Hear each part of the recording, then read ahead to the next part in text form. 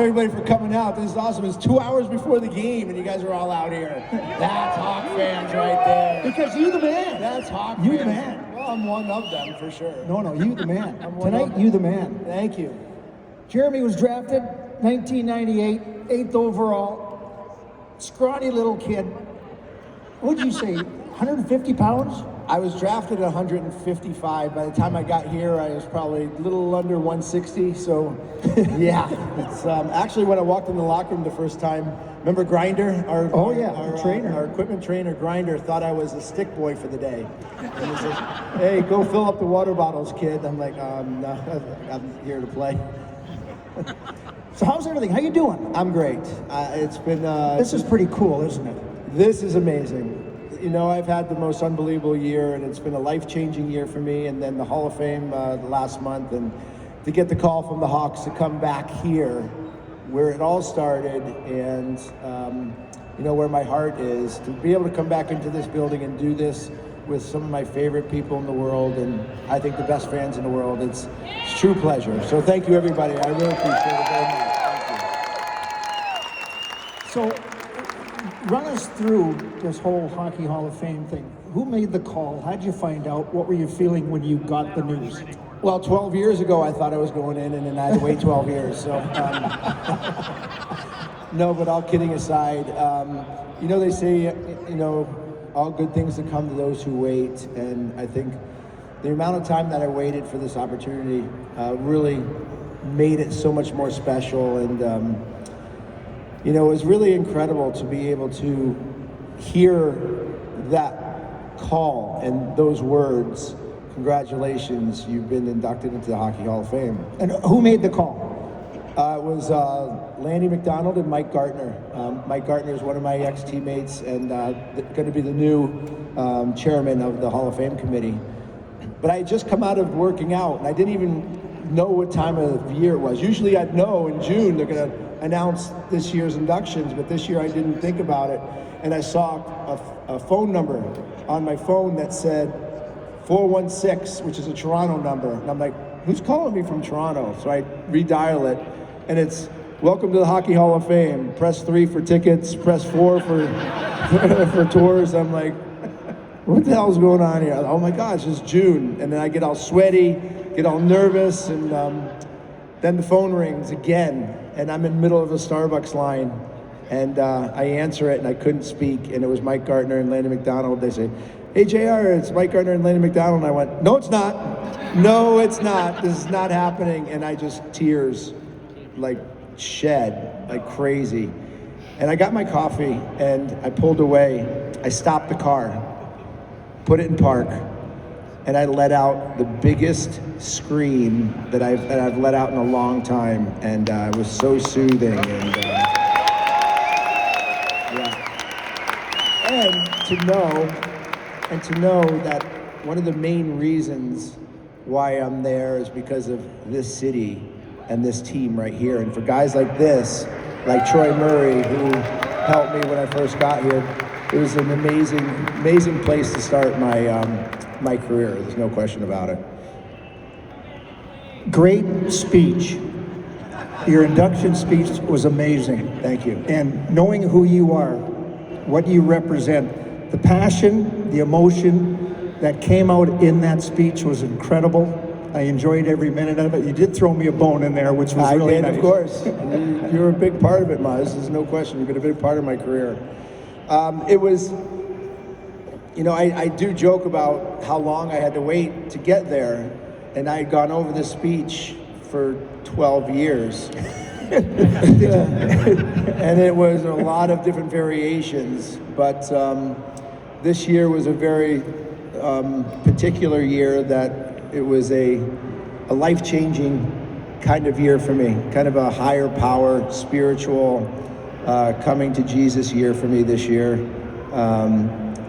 And, you know, I don't know how many people in here believe in the higher power, believe in putting really good vibes into the atmosphere and putting good spirits and good energy into the world. Good energy comes back. And, you know, the call happened in June, and since the beginning of 2024, this year has become better and better and better because I have a new lease on life, a new mentality. I put out definitely a very different vibe into the world for myself and my friends and my family, and which is why I'm so humbled, and my gratitude is over the top to be able to be in front of all you people and say thank you for all the support. It really, really touches my heart very much. And I know, and I hope that you know, that this is from his heart. And anybody who had a chance to see Jeremy play, if you did, raise your hand. Wow, that's fantastic. Because you played the same way with so much passion, so much heart. Where did that come from? Where did that drive come from? Mike Keenan scared the hell out of me. Plain and simple. You knew it was like in that locker room, right, Muzz? It was. I loved the game. I've loved the game since I was a kid, and since I was a small boy, and played the game hard. But I never played it physical. I never played it with reckless abandon. I loved to be on the ice. I loved to skate. Loved to score goals. I loved to win. And then I got to the Chicago Blackhawks, and Mike Keenan said I had to hit, and he literally grabbed me by the throat. You're telling me you never played physical never to that? I was always one of those guys that when he got hit, he laid on the ground for like 10 extra seconds, like, oh my God, that hurt. I hate it. I never got a stitch or broken bone before I got to the National Hockey League. And in my first... That changed. It changed right away. First playoff game, no teeth, 30 stitches. Welcome to the show, kid. It was crazy. So does anyone remember that against the St. Louis Blues? Yeah. Glenn Featherstone was the guy who hit you. Yep. Go through this because I talked to Dirk Graham this morning. Great captain, one of the best captains in the history of the Blackhawks. You know that. So I was talking to Dirk, and I says, give me something that reminds you of Jeremy. And he says when he got his teeth knocked out in the game in St. Louis in the playoffs, I think it was, right? Yeah, there's one thing usually in your career or your life that kind of define you, how people are going to look at you or how you're going to be viewed. And this was my first. I just came back from the junior ranks to join the Hawks in the first round against St. Louis. So it was game 4 in St. Louis. We're losing. We tie it up. I get into an altercation with Glenn Featherstone, who's like 6'6", 250. And remember, I'm only 160 pounds. And I go to cross-check him, hit him in the stomach. He cross-checks me, hits me in the mouth, right? And all my teeth fall out. I actually got 30 stitches because Steve Larmer hit my nose. A skate went across my nose the period before. Glenn Featherstone gets kicked out. I go in for 2 minutes for I don't know. Who knows what I got 2 minutes for? 2 minutes for losing their teeth. But I remember my teeth are in my mouth. Remember? Yeah. The chiclets are all in my mouth, and Kerry Fraser comes over to me and says, he didn't hit you in the mouth. And I went, and all my teeth fall down. He's like, holy cow, 5 minutes, you're out. And I go in the penalty box, I come out, and I score the winning goal. And then,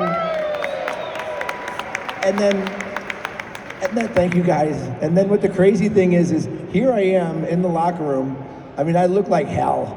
I got no teeth, I have stitches, I'm bleeding all over the place, I'm sweating, and I got the biggest smile on my face. And it was like, it doesn't matter how you win, you gotta go through pain, you gotta do what you have to do. And people looked at me like, that guy's crazy, man, that guy's a different breed. But I had to live up to that after that, and it was tough back then. We had a tough team, and you had to do it. If not, you're gonna answer to Troy Murray, Dirk Graham, to Steve Larmer. These guys, they made you play the game the right way, made you play hurt, made you play with pain. And I grew to love it. And don't worry, because I inflicted my own pain too on everybody. And I like doing that too. When Dirk was talking about it, he said, because same kind of thing along the lines we were talking about. Here's a guy that comes in here, 160 pounds. He just didn't look like an NHL player. And we thought, wow, this is our first round pick, and this is Jeremy Roenick, and okay. So he says when he saw that, he was going like, wow, this kid is for real. And we sat in the locker room, and when you started to play that type of game, and you never stopped playing that type of game, you just had a confident aura about you from when you walked into the locker room. And I know you talked about Al Secord walking in there and being so You guys hear that intimidated. story? Which is a great story. Go ahead. Literally, I walked in, I should be a senior in high school, but I decided to turn pro and come here to Chicago, and I was about 5 days late for camp. So I'm walking in, and here I get Grinder telling me to go fill up a water bottle, and they finally lets me. I walk into the locker room, I turn the corner into our changing room, and I see Al Secord naked. And I was like, oh my God, what did I just do to myself? It was the scariest thing I've ever seen in my life. I've never seen a grown man like that naked before. I grabbed all my underwear and I went and I changed in the bathroom stall. It's a true story. It was really scary. You were the ultimate competitor, you really were. And you did that throughout your entire career. You were me. I think No. But so you talked about Mike Keenan. It was a love-hate relationship with a lot of people. How did he get the best out of you? Because I think what he did for you carried on throughout your whole career. Yeah, he did. I mean, it was a love-hate, but for me, I was coming out of high school. I had a very, very tough coach in high school. It was a yeller and a screamer. And when I got here, I wanted to play in the National Hockey League so bad. I wanted to be a Blackhawk so bad that I would have done anything. And there was a game in Kalamazoo where Mike Keenan grabbed me around the throat because I used to do this flybys, right? No finishing checks. I'd fly by, and Mike Keenan grabbed me around the throat, and it's like, kid. By the way, he didn't say it this nicely. He said, kid, if you ever swing by another check, you never play for my team ever. And I literally, tears and fear came through because I'm like, I'm 160 pounds. Now you want me to hit everything in sight? This is not going to be good. This is not going to be fun. There's going to be a lot of pain. And I was scared to death. But I was more scared that if I didn't do it, was I going to be on the team? Was I going to make the team? Where I was going to go? That fear overcompensated the fear of getting hurt, the fear of the pain that I was going to have to go through. So I said, screw it. Then I just went out and turned myself into a human torpedo. And you know what I found? I found that I really enjoyed hitting people. And I also found out that you guys really enjoyed when I hit people, right? So